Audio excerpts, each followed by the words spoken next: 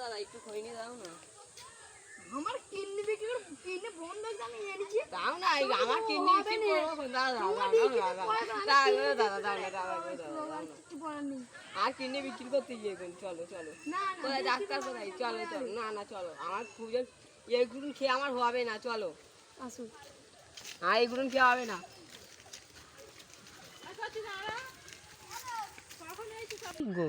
দাদা কিডনিটা কেটে একটু বিক্রি করার ব্যবস্থা করুন না। কেন কিডনি বিক্রি করবে?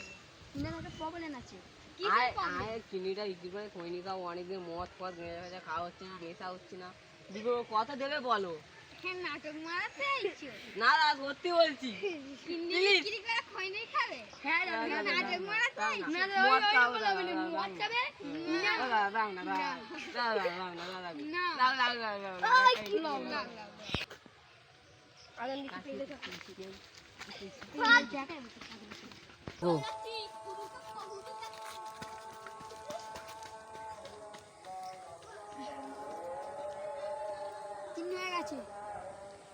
তোমার কিডনিতে চুরি করলে পেয়ে গেল। কে দাদা?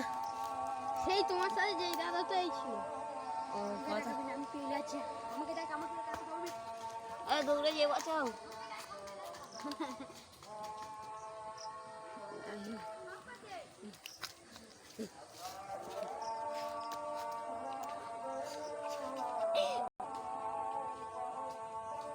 তো মারা গেছে। কতক্ষণ হলো মারা গেছে? এই 5 মিনিট।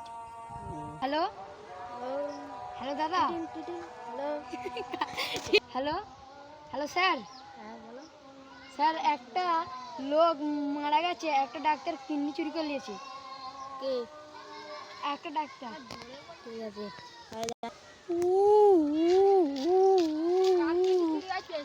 এই তো কিডনি ডাক্তার বাবু বিক্রি করে নিয়েছে। তুমি কেন এক কিডনি বিক্রি করলে?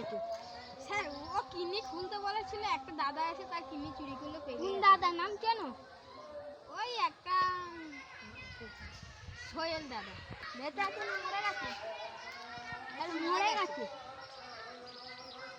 মারা গেছে আমি কি বলবো? তোমাদের তো থানায় চলে যাবো, সেই দাদাকে খুঁজো আগে। হবে চলো খুঁজে আসি। রেখে আছে যাও চলো। এই তো স্যার কি গো? চুরি করেছি। আস্তে আস্তে যা।